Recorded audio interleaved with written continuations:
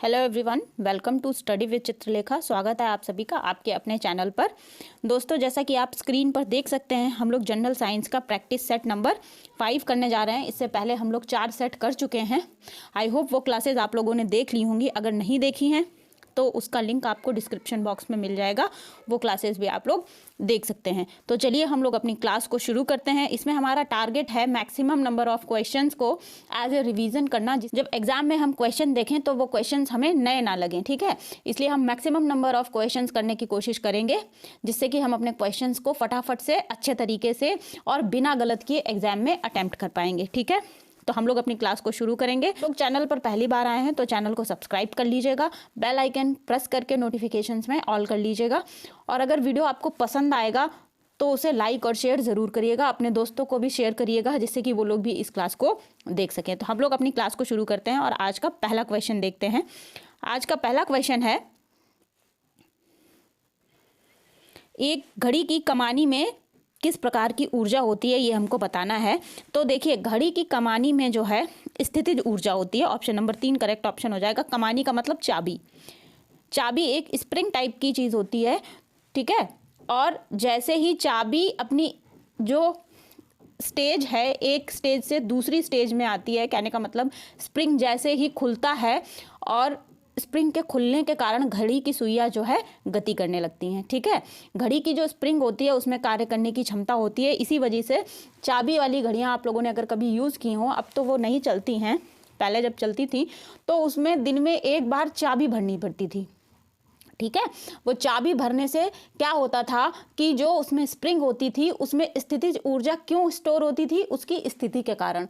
और जब वो अपनी स्थिति को बदलती थी तो स्थितिज ऊर्जा गतिज ऊर्जा में बदलने लगती थी। इससे क्या होता था, घड़ी चलने लगती थी, घड़ी की सुइयां चलने लगती थी, ठीक है। तो याद रखिएगा इसको। नेक्स्ट क्वेश्चन देखेंगे। दो निकायों के मध्य ऊष्मा का प्रवाह की दिशा निम्नलिखित में से किस पर निर्भर करती है। तो जो दो निकाय होते हैं उनके बीच की जो ऊष्मा प्रवाह की दिशा होती है, हमें बताना है किस पर निर्भर करती है। तो ये निर्भर करती है आपकी उनके ताप पर, ठीक है। इसको ध्यान रखिएगा। ऑप्शन नंबर 3 करेक्ट ऑप्शन हो जाएगा। ऊष्मा प्रवाह की दिशा जो होती है उच्च ताप वाली वस्तु से निम्न ताप वाली वस्तु की ओर होती है, ये हम लोग सभी जानते हैं। और ये किस पर काम करता है, थर्मोडायनामिक्स के दूसरे नियम पर काम करता है, ठीक है। इसको ध्यान रखिएगा। हमने ये पिछले सेट में पूरी तरीके से डिस्कस भी किया था। और एक चीज़ और मैं यहाँ पर बता दूँ कि यदि कोई दो वस्तुएं हैं और वो आपस में सटाकर रखी गई हैं और उनके बीच में ताप अंतर है, एक का ताप ज़्यादा है दूसरी का ताप कम है, तो जो दो वस्तुएं रखी गई हैं उनका ताप जब तक कि दोनों वस्तुओं का समान नहीं हो जाएगा तब तक ये ताप ट्रांसफ़र होने की या ऊष्मा ट्रांसफ़र होने की प्रक्रिया चलती रहेगी। इसको ध्यान रखिएगा, ठीक है। जब दोनों वस्तुओं का टेम्परेचर सेम हो जाएगा तब ये क्रिया समाप्त हो जाएगी। चलिए नेक्स्ट क्वेश्चन देखेंगे। लकड़ी की एक चम्मच को आइसक्रीम के प्याले में डुबोया गया है। इसका दूसरा सिरा क्या हो जाएगा, हमें बताना है। तो इसका जो दूसरा सिरा है वो ठंडा नहीं होगा। क्यों नहीं होगा? क्योंकि जो लकड़ी होती है वो ऊष्मा की कुचालक होती है, ताप की कुचालक होती है, इसलिए इसका दूसरा सिरा ठंडा नहीं होगा। ऑप्शन नंबर 4 करेक्ट ऑप्शन हो जाएगा। नेक्स्ट क्वेश्चन देखेंगे। वातावरण के भीतर क्षैतिज ऊष्मा अंतरण को क्या कहते हैं। तो वातावरण अर्थात ये जो हमारा एनवायरनमेंट है, इसके भीतर जो ऊष्मा का अंतरण होता है वो किससे होता है, ये होता है आपका अवशोषण, ठीक है। इसको ध्यान रखिएगा। ऑप्शन नंबर 4 करेक्ट ऑप्शन हो जाएगा। ये जब जल जमता है तो उसके घनत्व के साथ क्या होता है, ये हमको बताना है। तो जल जब जम जाता है तो उसका घनत्व तो घटता है। ऑप्शन नंबर 1 करेक्ट ऑप्शन हो जाएगा। ऐसा इसलिए होता है कि पानी का घनत्व तो पानी की मात्रा प्रति इकाई है, ठीक है। अर्थात जो पानी के तापमान पर निर्भर करती है। अब जब हम 1 ग्राम पानी लेंगे और उसको प्रति मिलीलीटर व्यक्त करेंगे तो उसका घनत्व तो हम निकाल पाएंगे, ठीक है। ध्यान दिया हो, जो आइसबर्ग होते हैं, आइसबर्ग क्या करते हैं, वो जल के ऊपर तैरते रहते हैं। तो जब आइसबर्ग का घनत्व तो कम होता है और जब ठंडे ये जो पानी है सागर में, समुद्र में, उसका घनत्व तो ज़्यादा होता है तो ये उसके ऊपर तैरेगा आइसबर्ग। इसको ध्यान रखिएगा। नेक्स्ट क्वेश्चन देखेंगे। खाद्य ऊर्जा को किस इकाई से मापते हैं। तो जो खाद्य ऊर्जा मतलब जो भी खाना आप खा रहे हैं उससे आपको कितनी एनर्जी मिल रही है उसको हम कैलोरीज में नापते हैं। तो ऑप्शन नंबर 3 करेक्ट ऑप्शन हो जाएगा। नेक्स्ट क्वेश्चन देखेंगे। घर्षण निम्नलिखित में से किस से कम किया जा सकता है? सतहों को चमकाकर, स्निग्ध कार्यों के प्रयोग से, स्पर्श के क्षेत्रफल को कम करके। देखिए ऐसा होता है, ये जो 3 हमें स्टेटमेंट दे रखे हैं, इन तीनों स्टेटमेंट, ये क्वेश्चन अधूरा है। अभी हम इस क्वेश्चन को इस तरीके से आप कंप्लीट कर सकते हो कि ए, बी, सी और डी, ये 3 ऑप्शन हो जाएंगे। इसमें मान लेते हैं केवल एक सही है, दूसरे में कह देते हैं दोनों सही हैं, तीसरे में कह देंगे कि तीनों सही हैं, चौथे में कह देंगे एक भी सही नहीं है। ठीक है, इस तरीके से इस क्वेश्चन को समझिए। देखिए 2 वस्तुएं हैं, ये आपस में ऐसे सटाकर रख दी जाएं। अगर इनकी सतह है, ये दोनों की खुरदरी हैं, तो इनके बीच घर्षण ज़्यादा होगा। अगर सतहें चिकनी हैं तो इनके बीच घर्षण कम होगा। तो ऑप्शन नंबर, ये जो स्टेटमेंट नंबर 1 है, ये सही हो जाएगा। स्निग्ध कार्यों मतलब कोई चिकनी चीज़ लगा दी जाए, जैसे कि साइकिल की चेन में घर्षण को कम करने के लिए क्या कर देते हैं, ग्रीस लगा देते हैं। ठीक है, जो मोटर वगैरह होते हैं उसमें ग्रीसिंग की जाती है जिससे कि घर्षण कम हो जाए, तो ये भी सही हो जाएगा। और स्पर्श के क्षेत्रफल को कम करके, देखिए जो वस्तु किसी भी सरफेस को ज़्यादा टच करेगी तो घर्षण ज़्यादा होगा, अगर इस तरीके से कोई वस्तु टच करेगी तो घर्षण कम होगा। तो इसलिए ऑप्शन नंबर 3 भी करेक्ट ऑप्शन हो जाएगा। तो क्या हो जाएगा इसका, ऑप्शन नंबर सी, कि ये तीनों स्टेटमेंट सही हैं। ठीक है, नेक्स्ट क्वेश्चन देखेंगे। पारा थर्मामीटर के कार्य करने का सिद्धांत है, गर्म करने पर पदार्थ का विस्तार। ऑप्शन नंबर 2 करेक्ट ऑप्शन हो जाएगा। अब ये कैसा है, देखिए पारा को मरकरी भी कहते हैं और इसको Hg से रिप्रेजेंट करते हैं, ध्यान रखिएगा। और ये जो पारा है, थर्मामीटर इसी सिद्धांत पर आधारित होते हैं। जब तरल पदार्थ गर्म होते हैं तो वे फैलते हैं और ठंडा होता है तो वो सिकुड़ता है। ठीक है, ठंडा करने पर क्या होगा, जो द्रवों में ससंजक बल होता है वो बढ़ने लग जाता है, तो अणु आपस में बाइंड होने लगते हैं तो वो सिकुड़ने लगते हैं। तो जब पारा चूंकि लिक्विड फॉर्म में होता है, जब वो गर्म किया जाता है तो बढ़ने लगता है, मतलब टेम्परेचर बढ़ता है, तो इसका जो सरफेस होता है तापमापी में वो ऊपर की तरफ जाने लगता है, टेम्परेचर कम होता है तो नीचे की तरफ आने लगता है। ठीक है, नेक्स्ट क्वेश्चन देखेंगे। प्रकाश वोल्टीय सेल के प्रयोग से सौर ऊर्जा के रूपांतरण के दौरान निम्नलिखित में से किसका उत्पादन होता है? तो जब जो फोटो इलेक्ट्रिक सेल होते हैं, फोटो इलेक्ट्रिक सेल में सौर ऊर्जा से जो ऊर्जा हमको मिलती है वो विद्युत ऊर्जा के रूप में मिलती है। ऑप्शन नंबर 2 करेक्ट ऑप्शन हो जाएगा। ठीक है, नेक्स्ट क्वेश्चन देखेंगे हम। स्वचालित वाहनों में द्रव चालित ब्रेकों का उपयोग वस्तुतः किस नियम का सीधा अनुप्रयोग है? ऑप्शन नंबर 1 आपका करेक्ट ऑप्शन हो जाएगा, पास्कल का नियम। क्वेश्चन नंबर 92 देखेंगे। 20 हर्ट्ज से कम आवृत्ति की ध्वनियों को क्या कहते हैं? तो इनको अवश्रव्य ध्वनि कहते हैं। ऑप्शन नंबर 1 करेक्ट ऑप्शन हो जाएगा। और इसको क्या कहते हैं? इंफ्रासाउंड भी कहते हैं। अगर ऑप्शन में अभी आपको कभी मिले इंफ्रासाउंड तो आप इसको टिक करोगे, दोनों आइडेंटिकल होते हैं। ठीक है, और 20 हर्ट्ज की जो ध्वनि है वो मनुष्य के द्वारा सुनने की एक सामान्य लिमिट होती है। इससे कम अगर ध्वनि की आवृत्ति होती है तो मनुष्य उसको सुन नहीं सकता है। ठीक है, ध्यान रखिएगा। नेक्स्ट देखेंगे हम क्वेश्चन। कौन से बल के संपर्क के कारण वस्तुओं की गति की अवस्था में परिवर्तन आता है? तो वस्तुओं की गति की अवस्था में परिवर्तन आता है आपका घर्षण बल के कारण। ऑप्शन नंबर 2 करेक्ट ऑप्शन हो जाएगा। और घर्षण बल के बारे में हम पिछले क्वेश्चंस में बहुत सारी चीज़ें डिस्कस कर चुके हैं, तो आई होप हमें यहाँ पर डिस्कस करने की ज़रूरत नहीं होती है। ठीक है, और घर्षण बल मैं आप लोगों को बता देती हूँ कि जो भी गतिशील वस्तु होती है उसके गति की विपरीत दिशा में घर्षण बल काम करता है। ठीक है, इसको ध्यान रखिएगा। अगला क्वेश्चन देखेंगे। किसी वस्तु की सतह के लंबवत लगने वाले बल को क्या कहते हैं? तो किसी भी वस्तु की सतह के लंबवत जो बल लगता है उसको थ्रस्ट कहते हैं, प्रणोद कहते हैं। ऑप्शन नंबर 3 करेक्ट ऑप्शन हो जाएगा। ये जो न्यूटन के दूसरे और तीसरे नियमों के द्वारा मात्रात्मक रूप से वर्णित एक अभिक्रिया है। ठीक है, इसी प्रकार थ्रस्ट को जो अंतरराष्ट्रीय मानक प्रणाली है SI पद्धति जिसको कहते हैं, उसके अनुसार इसका क्या हो जाएगा? मात्रक, इसका मात्रक न्यूटन हो जाएगा। ठीक है, न्यूटन हो जाएगा, ध्यान रखना इसको। आगे बढ़ेंगे। एक थर्मामीटर का उपयोग किस लिए किया जाता है? तो भाई थर्मामीटर का उपयोग तो ताप नापने के लिए किया जाता है। ऑप्शन नंबर 4 करेक्ट ऑप्शन हो जाएगा। इसमें ज़्यादा कुछ डिस्कस करने के लिए है नहीं। नेक्स्ट क्वेश्चन देखेंगे हम। 30,000 हर्ट्ज से अधिक आवृत्ति की ध्वनि तरंग को क्या कहते हैं? तो 30,000 से अधिक हर्ट्ज की जितनी भी ध्वनि तरंगें होती हैं उनको अल्ट्रासाउंड कहेंगे। ऑप्शन नंबर 1 करेक्ट ऑप्शन हो जाएगा। 20 हर्ट्ज से नीचे की जो होती है, अभी हमने पिछले क्वेश्चन में डिस्कस किया था, उनको क्या कह रहे थे? इंफ्रासाउंड कह रहे थे, ठीक है। और इसकी जो मिनिमम लिमिट है 20,000 हर्ट्ज से ऊपर की जो भी ध्वनि होती है, ध्वनि तरंग होती है, उसको अल्ट्रासाउंड कहेंगे, ठीक है। सामान्य तौर पर जो अल्ट्रासाउंड्स होते हैं वो कान के द्वारा, मतलब मनुष्य के कान के द्वारा सुना नहीं जा सकता है उसको, ठीक है। उसका कंपन के रूप में महसूस किया जा सकता है।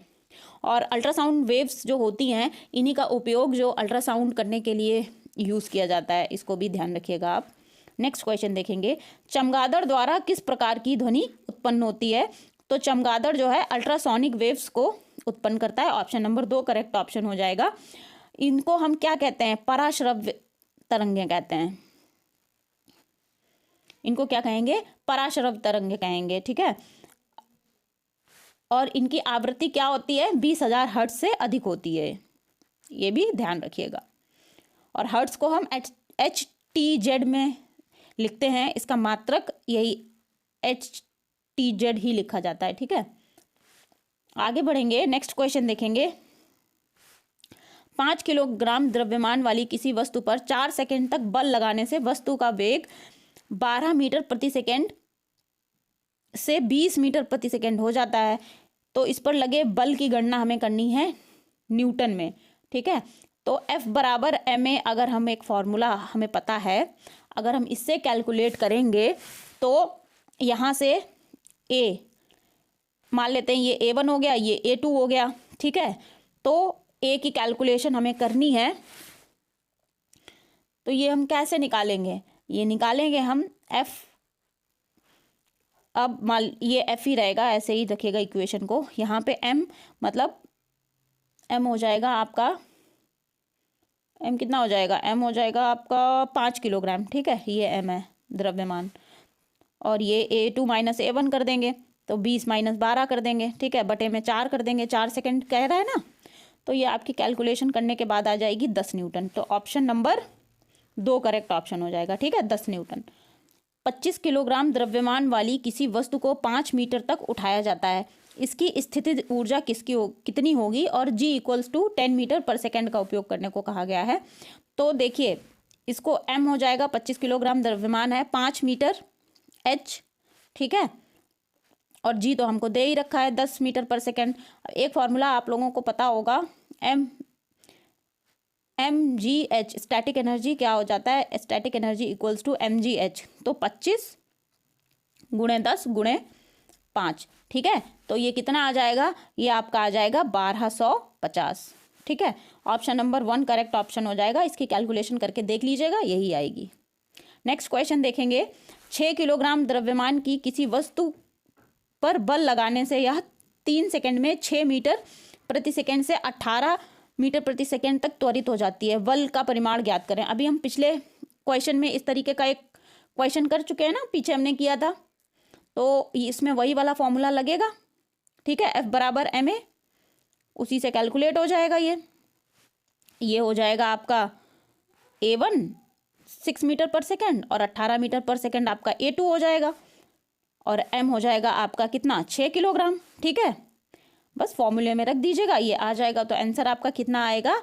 आंसर आएगा आपका 24, ठीक है। बल कितना लगेगा? 24 Newton. Option number 3 correct option हो जाएगा। अगला क्वेश्चन देखेंगे, औसत को हम कुल उपयोग की गई ऊर्जा को कुल किए गए समय से विभाजित करके प्राप्त कर सकते हैं। किसके औसत को? तो ये ऑप्शन हो जाएगा आघूर्ण को। 1 किलोवाट घंटा कितनी जूल के इक्वल होगा? इसको 106 को किससे गुणा करें तो ये आंसर आपको 1 किलोवाट घंटा मिलेगा। तो देखिए 3.6 को जब 106 जूल से गुणा करेंगे तो वो जूल के इक्वल हो जाएगा, ठीक है। तो 3.6 करेक्ट ऑप्शन हो जाएगा। किसी वस्तु पर लगाए गए बल तथा बल लगाने के समय का गुणनफल वस्तु के परिवर्तन के बराबर होता है, संवेग परिवर्तन के बराबर होता है। ऑप्शन नंबर 3 करेक्ट ऑप्शन हो जाएगा। देखिए संवेग का फॉर्मूला क्या होता है? संवेग को पहले तो P से रिप्रेजेंट करते हैं, ठीक है, और इसका संवेग का फॉर्मूला होता है P=mv। ठीक है, तो वस्तु का जितना भी द्रव्यमान होता है उसको उसके वेग से गुणा कर देते हैं तो संवेग की वैल्यू निकल आती है। ठीक है, और संवेग क्या है, एक सदिश राशि है, इसका वेक्टर होता है, ध्यान रखिएगा। क्यों होता है वेक्टर? क्योंकि इसका एक परिमाण होता है और एक निश्चित दिशा भी होती है, इसलिए विशेष बात ये हो जाती है कि संवेग एक सदिश राशि है। ठीक है, इसको ध्यान रखिएगा। और दूसरी बात ये कि संवेग हर स्थिति में संरक्षित रहता है, इसको डिस्ट्रॉय नहीं किया जा सकता है, इसको भी ध्यान रखिएगा। अगला क्वेश्चन देखेंगे, तरंग में माध्यम के कण अपनी माध्य स्थितियों पर तरंग संचरण की दिशा के समांतर गति करते हैं, किस प्रकार की तरंग में ऐसा होता है? तो ऑप्शन नंबर 2 अनुदैर्ध्य तरंगों में। ठीक है, अनुदैर्ध्य तरंगें जो होती हैं उसमें जो माध्यम के कण होते हैं वो विस्थापन के तरंग की दिशा में ही गति करते हैं या फिर उसके विपरीत दिशा में करते हैं। ठीक है, मान लीजिए कोई वेव इस तरीके से चल रही है, ये इस तरह से, ठीक, तो जो माध्यम के कण होते हैं वो इस तरह से गति करेंगे। ठीक है, इसी तरह समांतर गति करते हैं। तो आप इसको सिंपल सा ध्यान रखिए, अनुदैर्ध्य तरंगें जो होती हैं, जो माध्यम के कण होते हैं वो तरंग के चलने की दिशा में गति करते हैं। ठीक है, अच्छा, एक संपीड़न और विरलन आपने सुना होगा। संपीड़न और विरलन की स्थिति कैसे होती है? देखिए, ये तरंग कोई इस तरीके से चल रही है, इस तरीके से, तो ये वाला जो स्टेट है, ये वाली जो स्थिति है, ये संपीड़न हो जाएगी। ठीक है, संपीड़न हो जाएगी, और ये वाली जो स्थिति है ये विरलन हो जाएगी। ठीक है, इसको ध्यान रखिएगा। अब हम अगला क्वेश्चन देखेंगे, ध्वनि के संचरण को किसी माध्यम में परिवर्तन के संचरण की तरह देखा जा सकता है, तो वो आपका ऑप्शन हो जाएगा बल। ऑप्शन नंबर 4 करेक्ट ऑप्शन हो जाएगा। अब इसको थोड़ा देख लेते हैं, इस पर डिस्कशन करेंगे हम। देखिए, अभी हमने पीछे पढ़ा कि जो ध्वनि की तरंगें होती हैं, ठीक है, वो माध्यम के कणों की दिशा में गति करती हैं, किस प्रकार की? अगर अनुदैर्ध्य तरंगें हैं।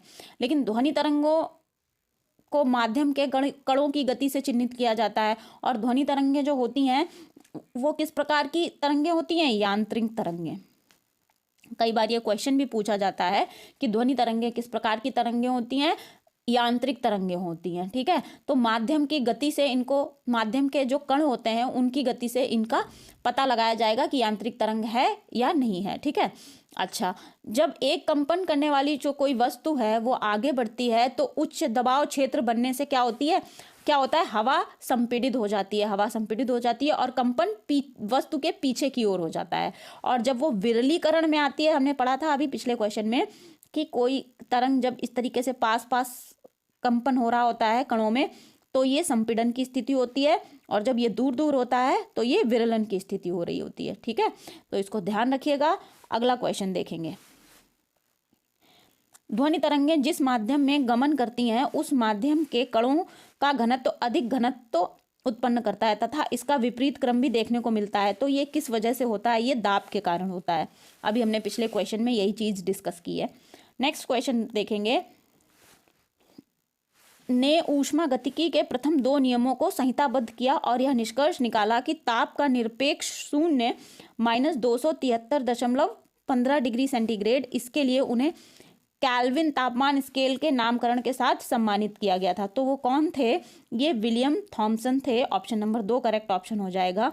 विलियम थॉमसन केल्विन के रूप में भी जाना जाता था, इनका दूसरा नाम लॉर्ड केल्विन है। ठीक है, और इन्हीं के नाम पर जो है केल्विन पैमाना जो हम पढ़ते हैं ताप नापने का, इन्हीं के नाम पे उसका नामकरण किया गया है। इन्होंने क्या किया था? थर्मोडायनामिक्स का जो दूसरा नियम है, प्रकाश के विद्युत चुम्बकीय सिद्धांत और पूर्ण तापमान पैमाने के विकास में इन्होंने बहुत योगदान दिया था, और इन्हीं के नाम से केल्विन पैमाना नापा। पृथ्वी की ऊष्मा से प्राप्त ऊर्जा को क्या कहा जाता है? तो पृथ्वी के अंदर की जो ऊर्जा होती है, जब अगर पृथ्वी के अंदर एक गड्ढा खोदा जाए तो आप कभी ऐसा महसूस करो कि जो ऊपरी हिस्सा है वहाँ पे टेम्परेचर कम होता है। जैसे जैसे हम पृथ्वी की कोर की तरफ जाएंगे, जैसे मान लीजिए ये कोई गड्ढा किया जा रहा है, यहाँ पे तो टेम्परेचर कम मिलेगा, जैसे जैसे अंदर की तरफ जाएंगे टेम्परेचर बढ़ता जाएगा। ठीक है, तो इस ऊर्जा को हम क्या कहते हैं? भूतापीय ऊर्जा कहते हैं। इसको ध्यान रखिएगा। ठीक है। और आज की क्लास में हम इतने ही क्वेश्चन करेंगे। हम लोग नेक्स्ट क्लास में एक और सेट को सॉल्व करने वाले हैं। जैसा कि ये चल रही है विनर सीरीज, इसमें हम करेंगे maximum number of general science के क्वेश्चन, जिससे कि जब भी क्वेश्चंस आपके सामने आए तो आपको वो नया ना लगे, ठीक है। इसलिए मैक्सिमम नंबर ऑफ सेट आप लोग अटेम्प्ट करिए, वीडियो देखिए। अगर कहीं आपको कोई दिक्कत होती है तो वीडियो पॉज करके उसको समझने का प्रयास करिए। अगर उसके बाद भी दिक्कत होती है तो आप लोग कमेंट सेक्शन में मुझसे पूछ सकते हो। आई होप ये क्लास आप लोगों को समझ आई होगी, पसंद भी आई होगी। अगर पसंद आई है तो प्लीज़ लाइक और शेयर ज़रूर करिएगा।